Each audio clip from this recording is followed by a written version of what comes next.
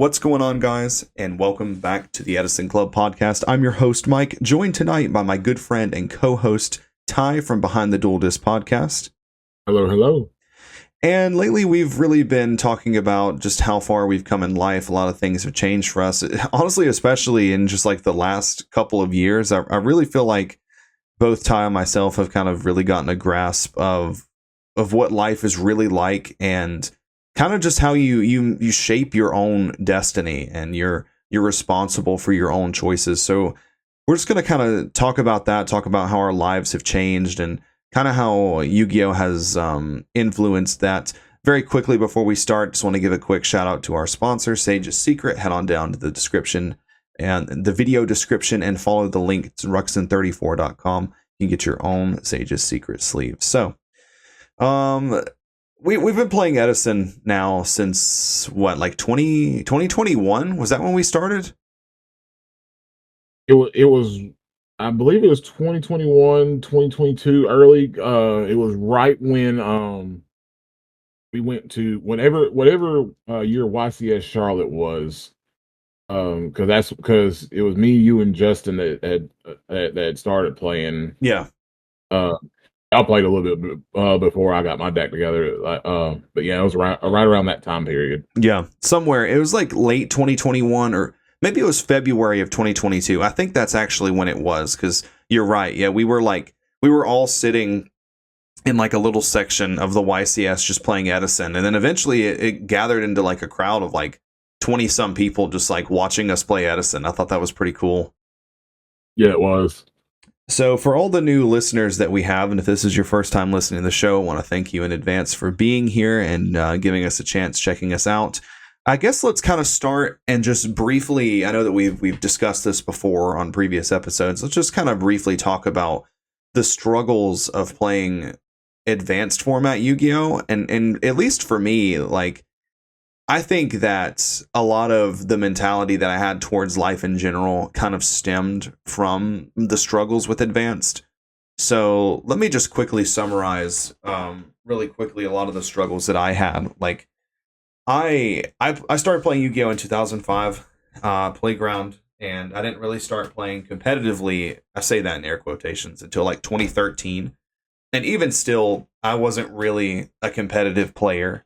I always wanted to do well in top events and stuff like that, but I was just always convinced that I knew more than everyone else. I put in more time, more effort, whatever, and I never got the returns from that, no matter what I did. And even something like the bar was so low for me, I just wanted to win locals. Back in like 2020, 2021, when we were still playing advanced, we had pretty large locals. Like, they were consistently having case tournaments with 50, 60 people. You remember that going to Easy when all those players were there. Yeah, those times were just, and like the thing about it was during that time period, we had like some of the best players in in North Carolina going to like either Easy or Picante, that play at these shops like consistently.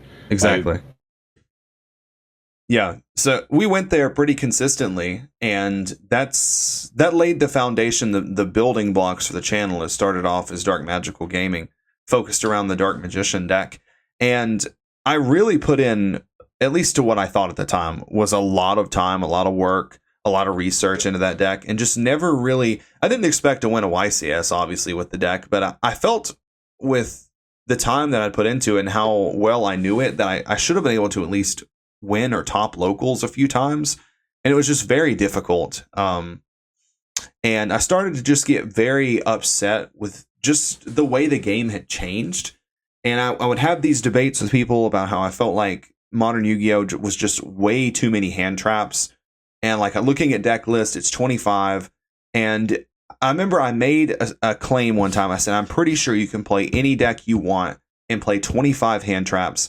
and you can win with it. And people call me crazy. So like 2 weeks later, I just built a Dark Magician deck that was literally a very small Dark Magician package, Dragoon Turbo, and I played 24 hand traps. I main decked basically 3 of every hand trap there was, and I finally won locals with that deck. It was like 3 Ash, 3 Ghost Ogre, 3 Imperm, 3 Veiler, 3 Infinite Impermanence, 3 Ghost Spell, 3 Ghost Mourner, 3 Nibiru. It was literally 3 of every hand trap you could get, and that's why I won. I was like, Red Eyes Fusion, Summon No. Dragoon, pass. And you're like, play a card, hand trap, play a card, hand trap, play a card, hand trap. And that was just how it was. I remember that. Yeah. And I was just like, literally, no one said anything to me after that. I was like, yeah, literally just prove to you that's the format. Like, make big guy, pass his 5 hand traps. It doesn't matter if you have Evenly or Lightning Storm, whatever. Like, you can't hit these cards out of my hand. And with that, there were a lot of other struggles that started to happen. I felt like everyone's been saying the game's been dying. People said that since 2008, like Dark Armed format. But I really kind of started to see the writing on the wall, and I was already kind of getting into Edison, and I kind of started to feel like, with how long I had played, with how hard I had grinded, the hours I put into it, the money I put into it, if I was going to win or top a YCS, it would have happened a long time ago. So I'm very thankful that I had that epiphany, and I just completely just got out of advanced format, sold all of my advanced cards, just nosedive headfirst into Edison. And I'm going to go ahead and start wrapping this up so you have time to speak for your advanced format experience. But basically, when I first started playing Edison, I had the same problems. I was going 0-5 at locals. I was losing to people that I felt like I shouldn't be losing to. And overall, I was like, I played through this format. Why am I not better? And to just kind of give like some breadcrumbs, it was all my fault. Literally, it boiled down to I was the problem. The decks were not the problem. The format was not the problem. The hand traps were not the problem. I was just the problem. That was all that there was to it. So we'll get more into that later. Ty, do you want to go ahead and just kind of go over your advanced format career and why you eventually made the decision to just completely segue into playing exclusively retro formats? Yeah, like so, like me and you, we really share like a similar like outlook when it comes to advanced format. The one thing, and I was part of it, like I won't put it all on just it being like advanced format. Like it was also my stubbornness. I'll say, I'll take accountability for this. Is like I was very adamant on sticking to one deck, and it's like with modern, you can't just stick to just the same deck format after format after format after format. And it's just I'm very like in my history shows I have done that a lot. Yeah, and like I like just playing like stuff like I played Dark World during like Dragon Rulers when I had no business doing that at all. yeah. Like playing Dark World during Hat, like I had no business doing that. Like but I was playing. I kept playing like Invoked, and I had during the times of like Despia, during the times of like just like there was just so many better decks just coming out, and I just like I was just staying like with one deck that was just very very outclassed. Yeah. Yeah, like there And is like some degree of one tricking in modern, but I feel like if you do that, you have to have very little to no expectations. Cause like if you're a Blue Eyes player, right? And that's all that you play. I play Blue Eyes, every format ever. Like you have to kind of admit you're probably going to get just destroyed. And but eventually, they're going to be like, hey, here's a new structure deck. Here's Blue Eyes support. It's good, and you kind of have a leg up. As long as that lasts, and then you're, the high is over, you're kind of coming back down to where you are. So like, yeah, I don't really think that you can one trick in modern to success across like multiple formats. It's been done. It might be easier to do now. The way the decks are designed, like Branded was around from the time that we were playing just until like a year ago. I think they finally hit Branded Fusion to 1 and banned Gimmick Puppet. Yeah, but for the most part, I don't really know if you can. No, and now you couldn't have told Dark World Ty that. Like Dark World Ty thought he was the best thing smoking. You couldn't tell me that Graph wasn't the best monster in the game. You were a firm believer in that for a long time. I was, but so that part, yeah, I put that on me because like I just could not. like could not grasp like just switching to a different deck. And Yeah. I think that like that plays a part in why I never really like punched through that glass ceiling and like never got any better. Yeah. Um, but like the thing also is like I agree with you. Like hand traps have got way too out of hand. No And pun the thing, intended. no pun intended. But like it was just like it felt like it was a new nine like every like at the end of towards like the end of every year. It was like a new nine always popped up. Yep. Like it started off with like with the Ghost Sisters, then Ash, then freaking Drone Lockbird decides, hey, I want to get back into the fray too. Yep. And you've got Stuff like Eminem, Imperm. Imperm, Max C gets kicked out of the fray. Now you got you got 9 mole charmies, and they all get played. Yeah, Like, Nibiru. Like it just keeps going. It's like Nibiru. every few years, and I think that that's fine. If they put out new hand traps to kind of, play well into the way that the game has shifted. But I also think they kind of need to rotate the old ones out. Yeah. Yeah. Like there's times with like how the format is shifted. Like some hand traps we'll see play, some won't. Like I know I've seen like because I keep up with modern here and there, and it's like Ash isn't really being played much no more, and that's just kind of crazy to me. Trying to like wrap my head around because Ash was just played for forever. Yeah. But the one thing that really I'm like you with this is the one thing that made me shift from modern to Edison is just like I'm like neither of us are getting old, getting any younger at all. Yeah. And the thing, and like I don't have the time or the resources to keep dumping money into modern for it to just be over in like 2 to 3 months. Like I don't have the money to just keep piling it in to the format. Like we've got our own. Like I know you've got a family and bills and a kid. I've got family and bills and a kid. Like that is going to always supersede over all of that. Absolutely. Even like with us like playing Edison. I've taken the nickname the Yu-Gi-Oh hobo. I buy all low rarity stuff. I don't care. I don't care to impress somebody with like a $5,000 like Diva Hero deck. No, bump all that. No, bump all that. Yeah. Now if I ever won the lottery, there you go. I wouldn't tell anybody. Yeah, that makes sense then. I wouldn't tell anybody, but there would be hints, and that'd be a big ass. Yeah, like I know exactly what you're saying too, because I'm kind of, I guess, over the bitterness of Advance now. Like I still just say it for what it is. Like I do feel like it's just hand trap the format, but yeah, I would play again. But the thing about it, and this is what people always ask me, is would I play again? It would require me to miss it. Like I wouldn't play because like I don't care about the glory. I definitely don't care about the prizes because there's no prize to win. But it would just take me missing the game, missing traveling, missing the people, whatever, and I just don't. It's just big fat period. At the end of that, like I just do not miss it. I have no desire to play at all. Right, and it's like and it's like what you were saying earlier. Like it's the same thing with me.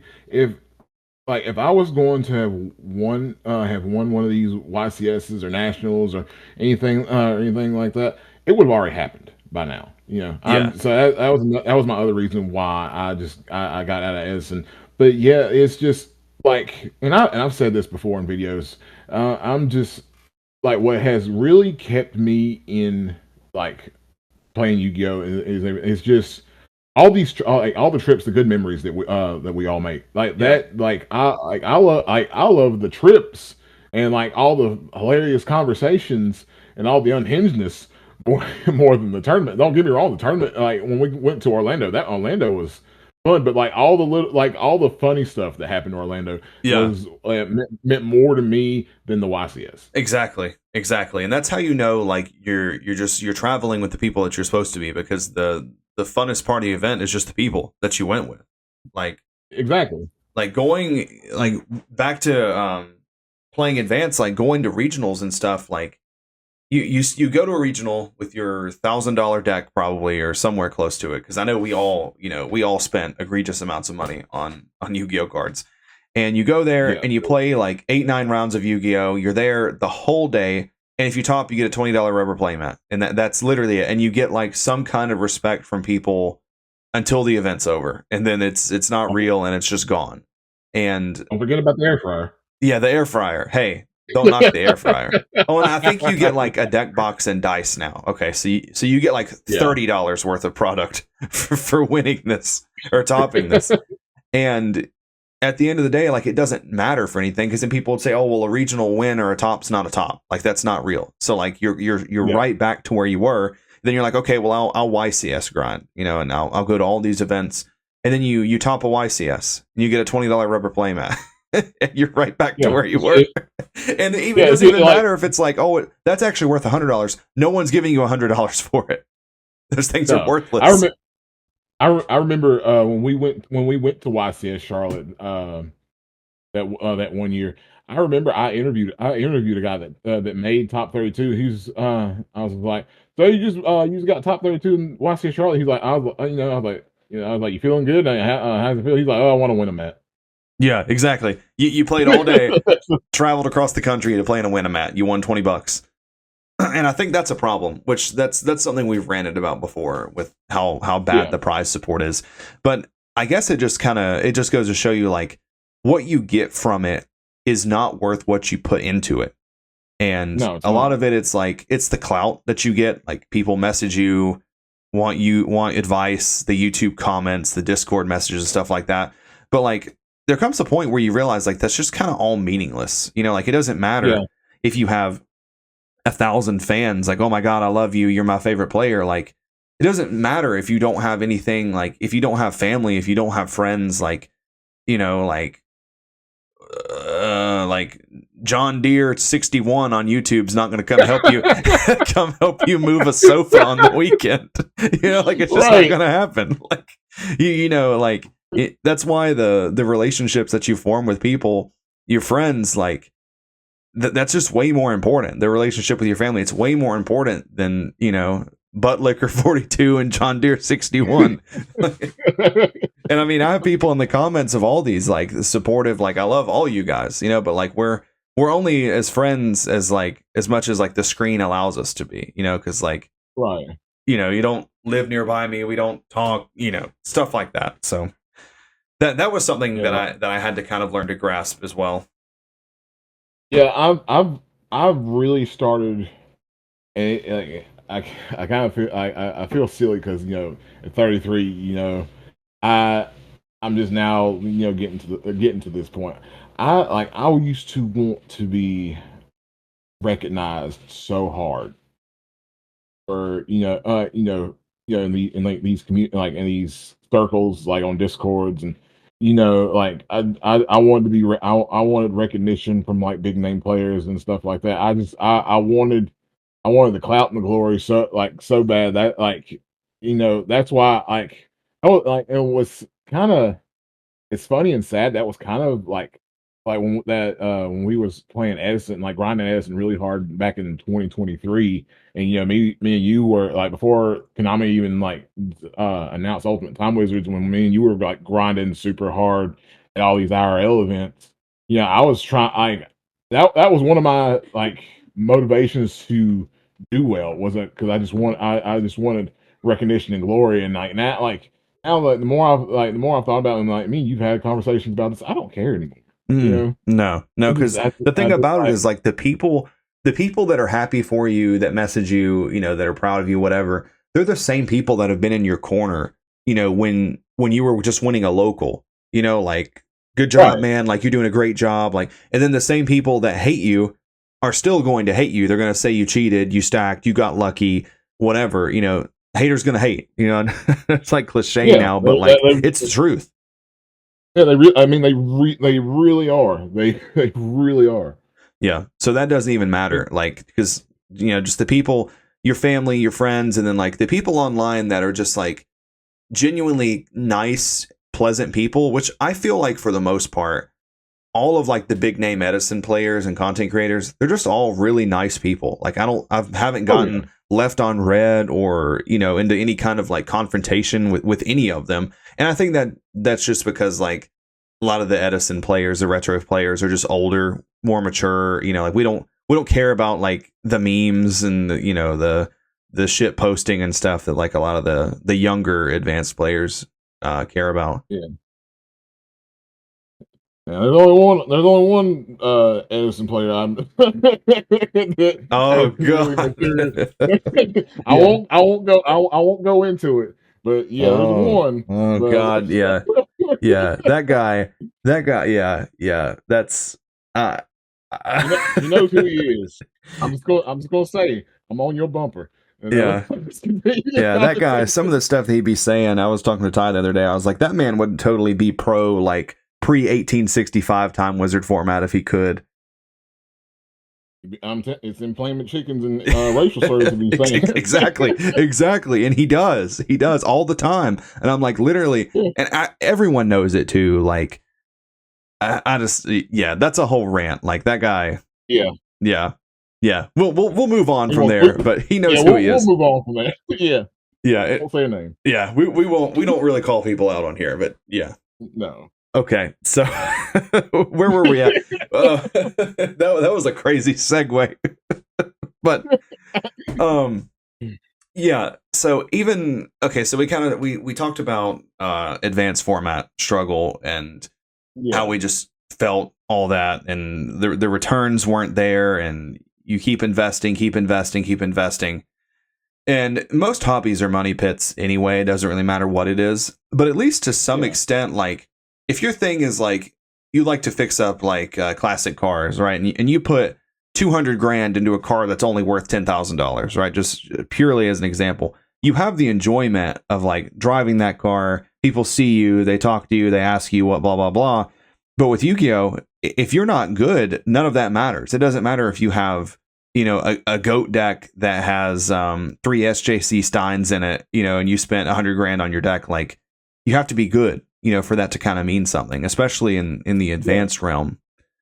So when we got into playing Edison, I think that we all kind of thought like, oh man, like this is where we get to shine. You know, like we're gonna go. I remember when we went to our first Switch tournament, we were just like, yeah, like we're just gonna walk this, you know, like this is no problem, easy dubs. And we all got destroyed. We were like newborn babies, dude. We all got our shit wiped. I didn't get to play in that one because I didn't have all my cards yet. But I remember like coming up to the shop to see y'all and like y'all were talking to me about your bad beats. Yes, bad beats, dude. Like that was like 0-5 for me. Like that was the first time I ever played Sasha. And guy just demolished me with zombies, like just doing crazy shit. Like I summon, he torrential, Sengen gets Reaper, and I'm like, well, fuck, I can't do anything. That's my one play of the turn was my normal, so I'm definitely losing a card out of my hand. Like take 300 off Reaper, hits the Judgment Dragon, you know, just stuff like that. And that was a harsh reality check for me. Like that one was like where after that tournament, I was like, okay, like obviously I'm doing something wrong. I just need to play more. And that's where there's this interesting concept of like air quotations playing more, where I didn't realize at the time that playtesting and like playing more, I wasn't doing that. Playtesting to me was playing one match, you know, a night or one match a week with like some friends, whatever. And that was it. Like actual playtesting to get better is like hours and hours and hours and matches upon matches upon matches, so you can actually learn not just your deck but like the way the format functions as a whole. It's just so important, and I didn't realize that. I didn't know it then, so I just started playing a little bit more. You know, maybe I played 3 matches a week instead of 2 or 1. And the worst reality check was I never topped any of our Switch events. Kept playing, and the one thing about me is it's very rare that I really give up. Truthfully, just like hang the gloves up and walk away. But we traveled to Philly, or I'm sorry, Reading, Pennsylvania for a PS5 tournament. It's me and Justin Cole and our friend Jacob. And this was when I kind of felt like I was kind of getting better. And I went 0-5. Again, I literally lost to everyone I played against. And that was when I was like, well, Yu-Gi-Oh is just not for me. I'm just going to just sell all of my cards and just accept the fact that this is not for me. Whatever reason, I don't have it. Whatever it takes, I do not have it. And the only reason I didn't stop playing was because Blake talked me out of it. Talked me out of stopping. And I believe that was the first time that Justin and I officially met Frazier at an event. And I sent that picture to Blake and I was like, hey, we met the GOAT today. And I still have the screenshot. He was like, no, he met the GOAT. In a year's time, he'll be wanting pictures with you. And I remember I literally laugh reacted it because I thought it was funny. And in like a year's time, everything had just completely changed from that point. I started completely changing the way that I approach the game. I got back from that trip and I said, it's time to put up or shut up. Either I get good or I stop. And I started actually listening to what like these good players say and do. Because like the thing about the retro community is that there's very little gatekeeping.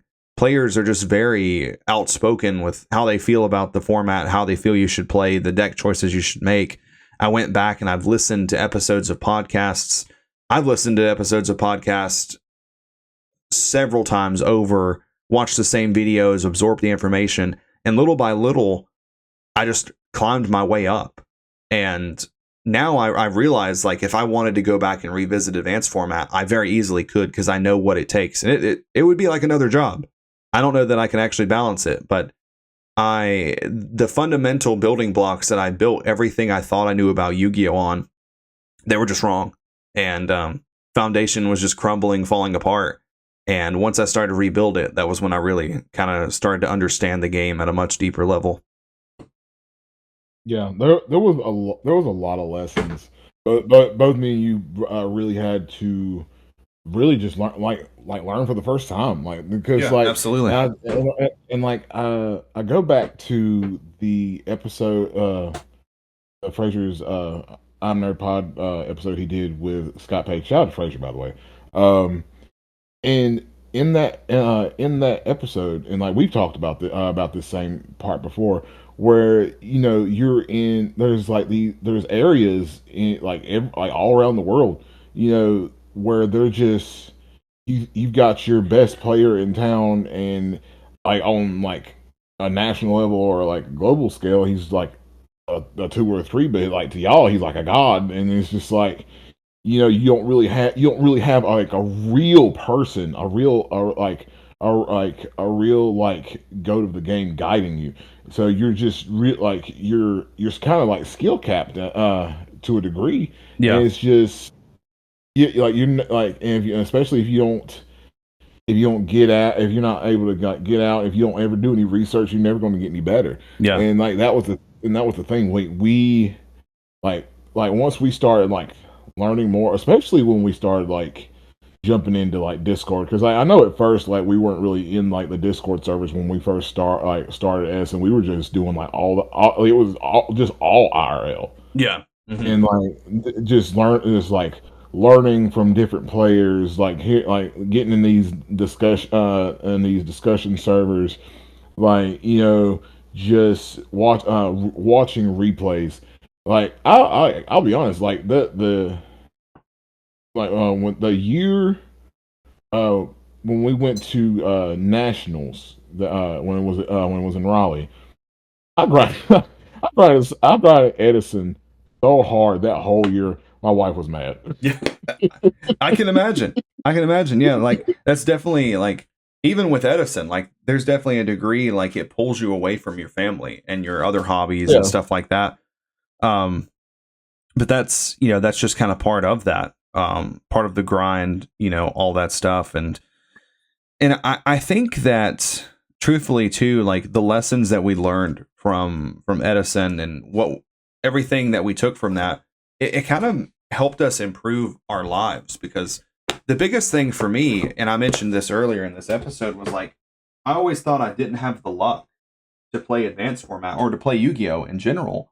And that mentality leaks into your life, or maybe it leaks from your life into your hobbies, whatever. But I found myself saying that all the time. I have the worst luck in the world. I don't have the luck to be successful. I don't have the luck to have a family, to have a home. You know, people that have that stuff, they're lucky. I'm not lucky. I don't have luck. And I just said that like screamed it to the hilltops, you know, like I wasn't lucky. Yeah. And in reality, I just wasn't trying. Like I just approached things from the wrong angles. I didn't try hard enough. I wasn't driven. And it's crazy that I had to realize that in Yu-Gi-Oh first for it to translate to real life.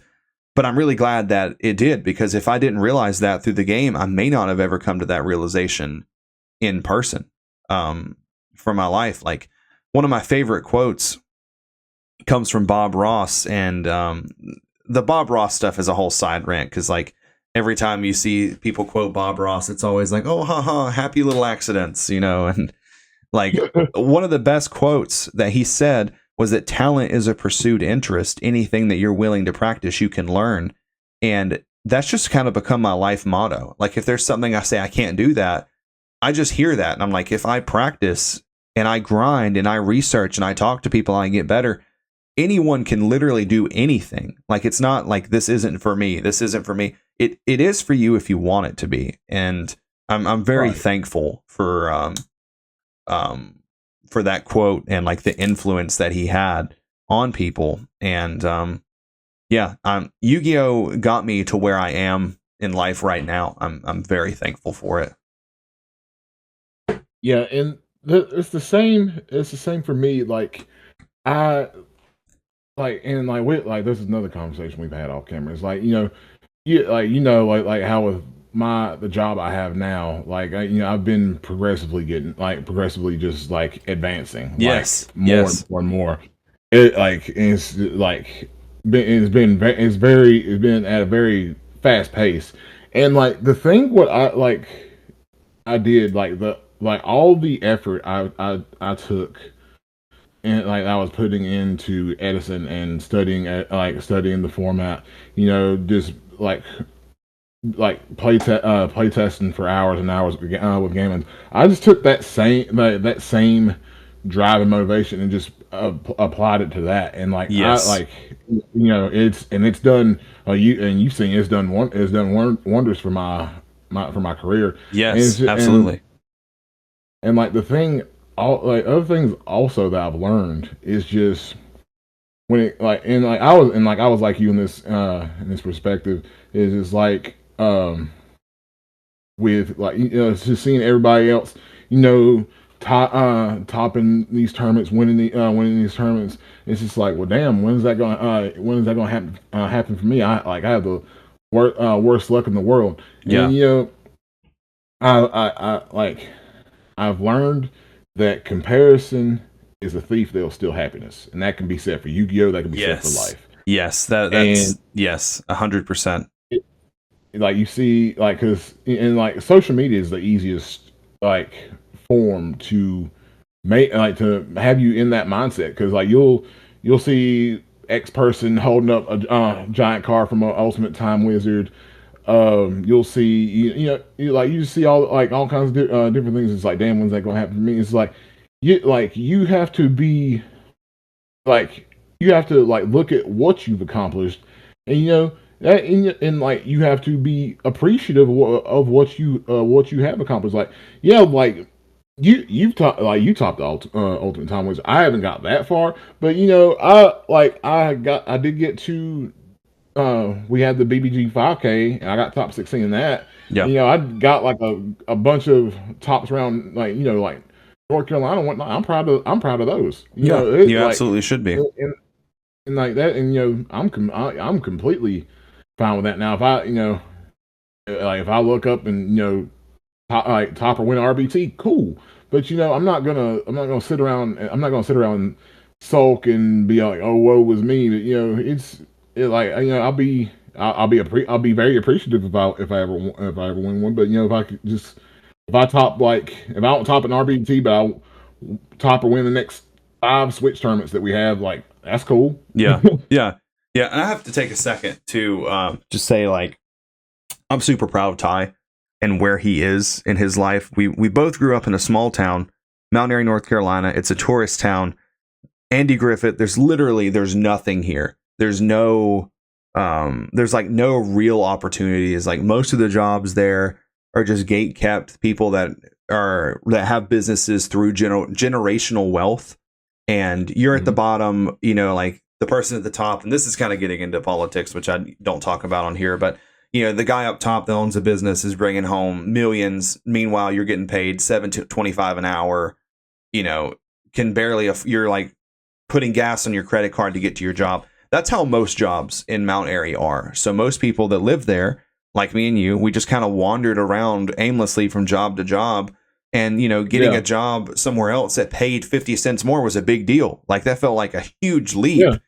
But in reality, when you like kind of get away from there and you start to like either work for a company or you start your own business or you learn to trade, whatever, and you start making better money, you kind of just realize how bad that place was.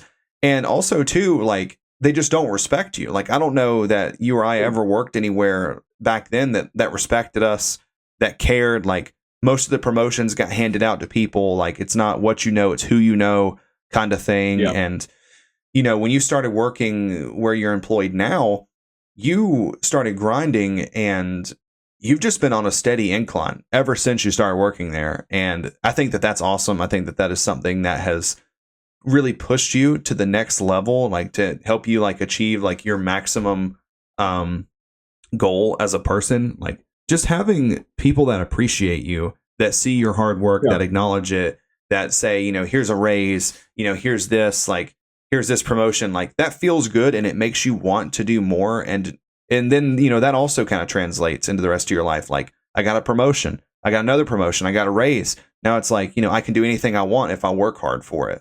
And I'm just, it's a very long-winded way of saying that I'm proud of you and where you are, but yeah.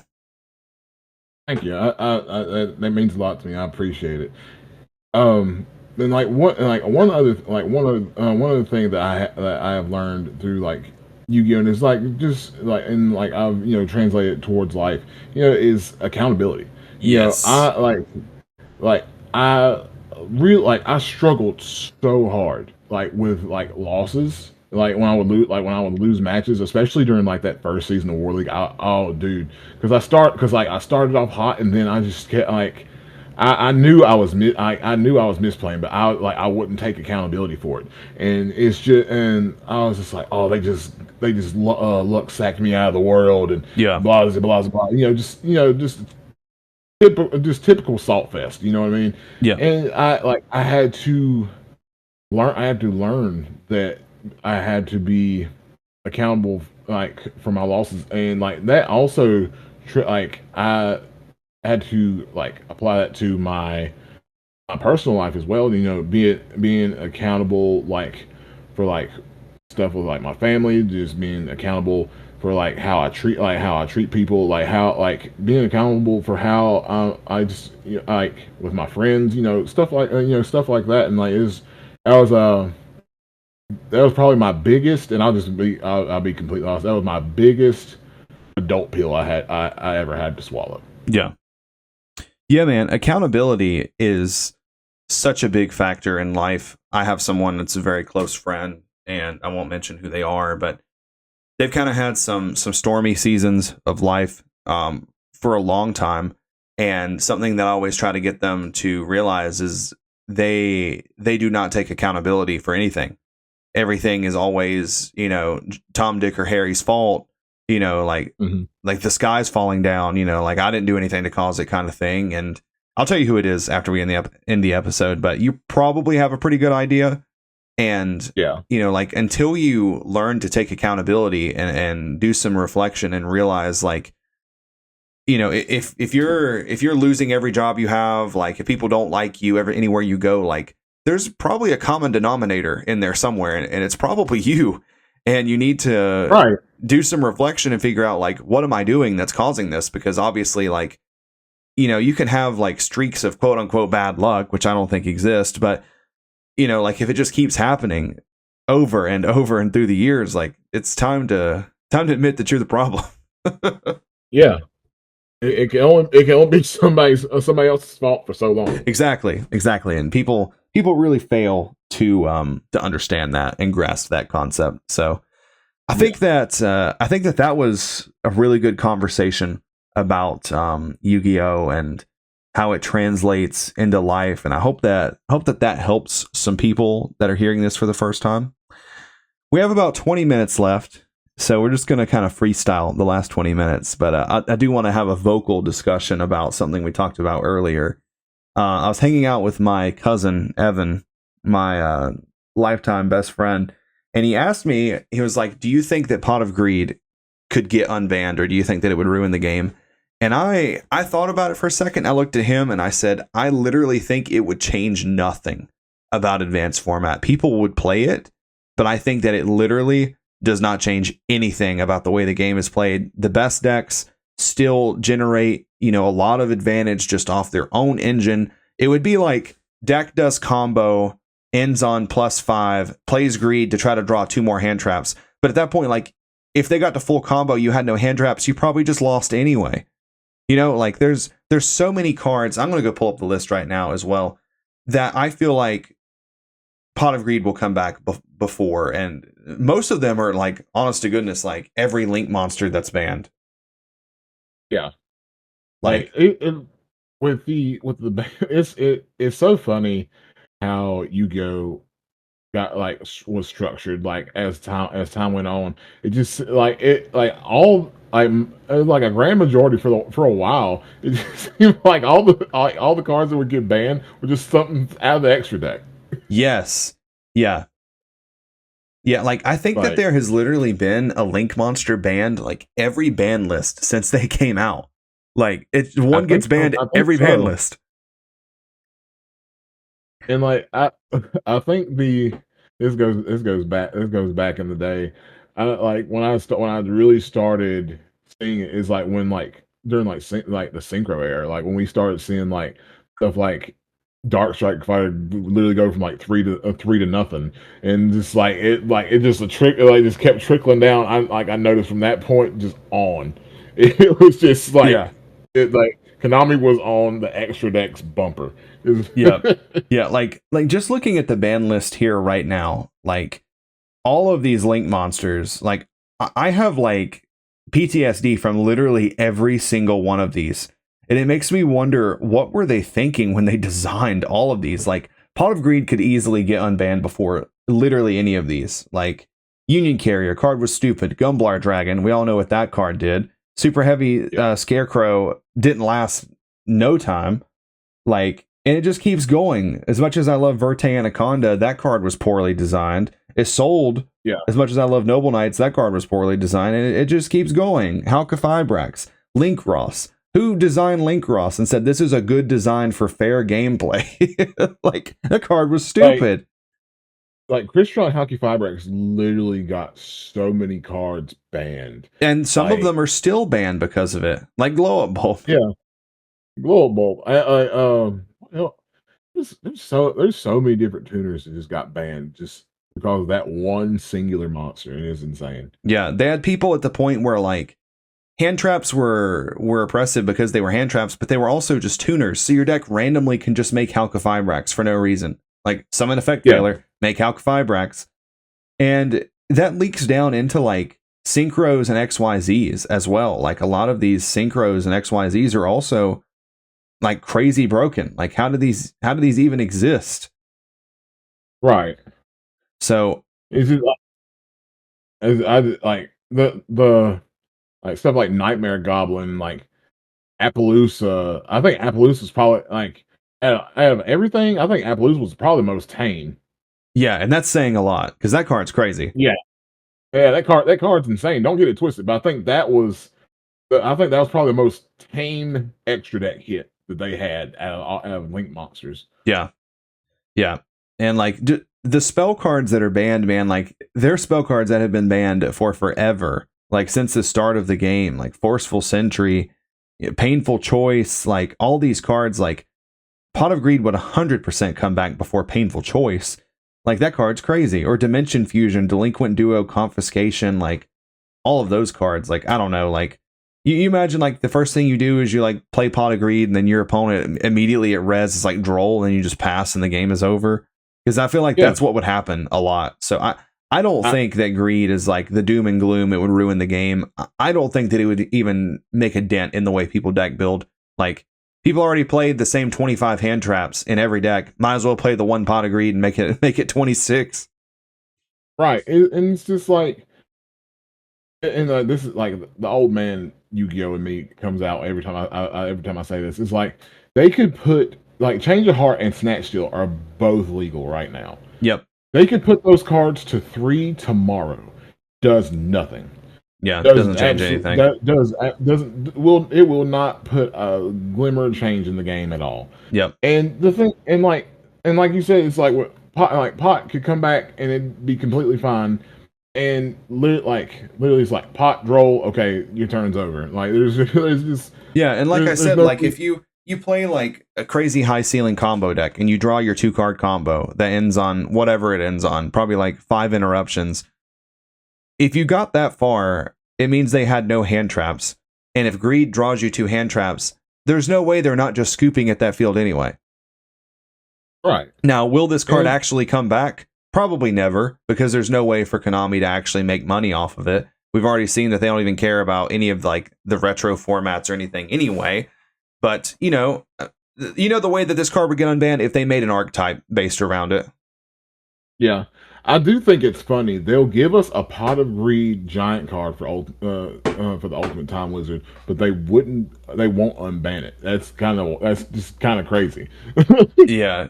I think that card is like, and you almost look like a fool, honestly, when you even mention like that card could come back. But like, if you put them all on the list, like, what do you think's going to come back? Pot of Greed, Mind Master, Magical Scientist, Painful Choice, or Delinquent Duo? Like, you'd be crazy to not say Pot of Greed. Those other cards are crazy. Yeah. Like, and like, I don't think Mind Master probably could come back. I don't know. Maybe. I don't know how, because I know there's a new Psychic deck now. Yeah. That's why I said maybe. I just don't know what all that deck does. Yeah. That card was at 1 when it came out. Yeah. I remember Amanda LaPalme had built a Psychic deck that like literally it literally just like was around just playing Mind Master, and it made like double Quasar. Yeah. And that's on Konami. Like a lot of these cards are just poorly designed. Like Substitute. Yeah. Like I know that card's not banned anymore, but that card was just poorly designed, and it goes hand in hand with Rodentoden, who is also poorly designed. And some of the ones in the very beginning, maybe like you give them a pass. Like people probably didn't think like paying 5,000 with Cyberstein was good. Like maybe they didn't have like the resources to be able to like consider like, oh, well, if they pay you 5 with Cyberstein and bring out Master of Oz, then they can play Megamorph, but like as the game went on, like there's no reason that stuff like, what's that card's name? Oh my gosh, I can't even think of it. The rank 9, True King of all Calamities. There's no reason why Calamities, Azathoth, Shockmaster, like Kashtira, Arise Heart, all these cards that just have like lingering broken effects. There's no reason why those should have ever gotten past like R&D. There's just no reason. Like lingering effects are so bad for Yu-Gi-Oh. They really are. Like it's never been popular with the community at all. Yeah, like, I don't know. I think it's because I think they're starting to. I think they've Konami started to realize that it's just like, hey, maybe we should stop making this type of card because it doesn't last long. Yeah, exactly. Like I don't know. Like I kind of think that Droll needs to go personally. Some people say that like the game becomes too crazy without Droll, so I don't know. I can't really speak on that one. But But I just don't like. I don't think that one card should do something for an entire turn, especially if it shuts something completely off. I think that that's just way too much advantage from one card. Yeah, it really is. It's just it's like when Artifact Scythe was like a thing. Wasn't it played in that base deck Yeah. back when we were, yeah. Yes, Scythe just came like, out obviously when like the other artifacts came out, and some people played it, but like this is actually an interesting thing to talk about is Floodgate and like what would be considered a turn skip card now. They weren't really turn skips back in their heyday. Like when you look back at 2015 Necros format, no one really played Droll and Longbird, and you might think like, oh my gosh, Droll's crazy. You know, they search, you Droll, the game's over. But there weren't really decks that could 8,000 kill you the following turn, which is like the whole point. right. Like you Droll, skip their turn, kill them, game's over. It's kind of the same thing with Scythe back then. Like some people played Scythe, like you could use it to slow them down, keep them from getting a board up. But like, you know, once stuff like Dagda, Halqifibrax, Auroradon, all those cards like worked so well for some reason, also worked so well together. There were ways like you could chain, you could get Scythe to go through droplets. Like you could Scythe them through droplets. And I was like, that card needs to go. And Yeah. I couldn't even believe that they unbanned Protos. Like I thought that card was banned for good. I could not believe when they unbanned that card. Especially, I don't know how long it was, but it was not banned that long. No, that card when it was played in Sword Soul used to make my entire ass itch. Like I hated seeing that thing drop. I could not stand it. Yeah, especially once again bad card design. Why was it dark? Like most of the best cards in the game are dark attribute. Like that's just a fact. Like most of throughout Yu-Gi-Oh's history, most of the best cards have a dark attribute. So like that's the one that should have been like wind or fire. Like, but like the fact that like you can Protos dark and it can't be destroyed by card effects. Just every turn Protos dark for no reason. Like Protos breathes and locks you out of dark monsters. Yeah, I don't think it should have been wind because that one link monster is probably, I think it's banned as well. Samorg, the link Samorg. Oh yeah. From the wind statue. No thank. Yeah. It's a no for me, dog. So yeah, leave your thoughts in the comment section down below on if you think Pot of Greed could get unbanned. I'm not saying go to 3. That's kind of crazy, but like going to 1, I don't think changes anything. No. So if you made it this far in the episode, I've actually been playtesting a new deck for the first time. I set a New Year's resolution at the start of this year to learn a new deck, and that deck was going to be Fish OTK because I was always like, man, Fish is good. It's the most underrated frog variant. Well, then lo and behold, Forks come out. The deck just does what Fish does, but just so much more efficiently. You don't have to tribute summon. You don't have to play Oystermeister. It just does what the deck does, which is basically just Colossal Armory Arm for the most part. So that made me sad. And then I also was going to try to build Assault mode, but I like winning, so I very quickly did not play Assault mode, even though it's fun. But I feel like that deck only works for Frog Slicer, who invented the deck. Shoutouts to him, guys. Crazy in what he invents and how he gets it to work. So those are just in bulk now. I never even touched them. And in Edison, there's just not many decks that are very appealing to me. I like decks that are high ceiling decks that kind of have like this aspect of like, yeah, I might brick, like I might draw Wolf, but I might mill Wolf and the game is over. So I kind of went down this list and it's like Dragon Turbo, and I'm like, nah, I don't hate myself that much. Gigaplant, and I'm just like, I kind of feel like Gigaplant has the same, like the reverse problem of Lightsworn. Like Lightsworn draws too many monsters, doesn't see spells, can't play. Gigaplant sees too many spells, doesn't see monsters, can't play. Forgs, I'm like, I'm not that smart, And I was like, I just went back to the beginning. My first deck I built when I got into Edison was Diva Hero. So I have all of Diva Hero complete. I splurged a little bit and got the Jump Absolute Zeros because my relationship with Absolute Zero. Like that was my guy back in the day. If y'all ever want to go do a deep dive in time, oh god, please don't. Go to my channel.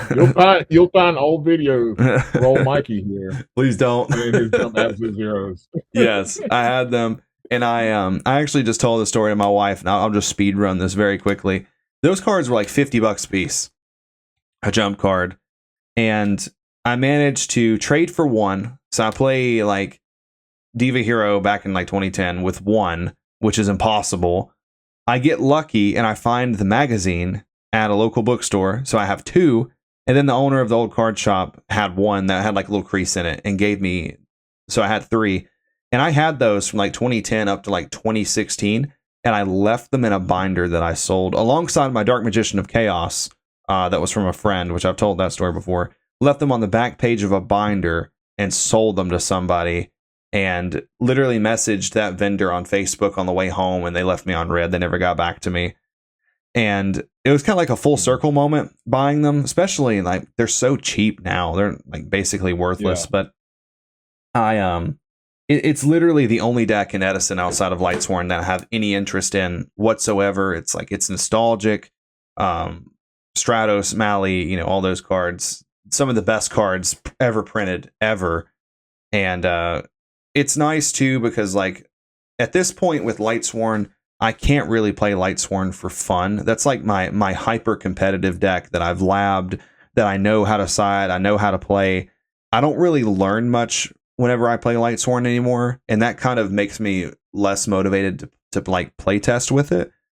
But with Diva Hero, I've been able to kind of like lab and take notes and keep up with like wins and losses, what cards I liked, what cards I didn't like.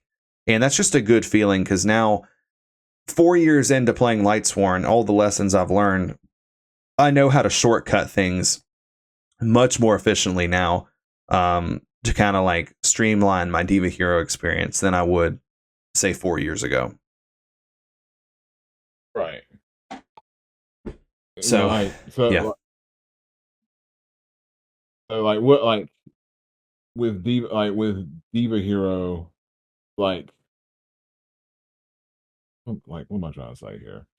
Is this going to be like, are you going to be like playing the deck like a lot more, well, as much as competitive as you can be, like going forward? Yeah, I will. Like, I don't really travel that much these days. I have a family. It's a little bit harder to leave for the long term. So I don't think I'd like get on a plane and fly across the country and just whip out Diva Hero, like willy-nilly. I'd probably play Lightsworn, but I'm going to play test a lot with it, learn it, and everything I learn, like it's intended to eventually be played at a high level.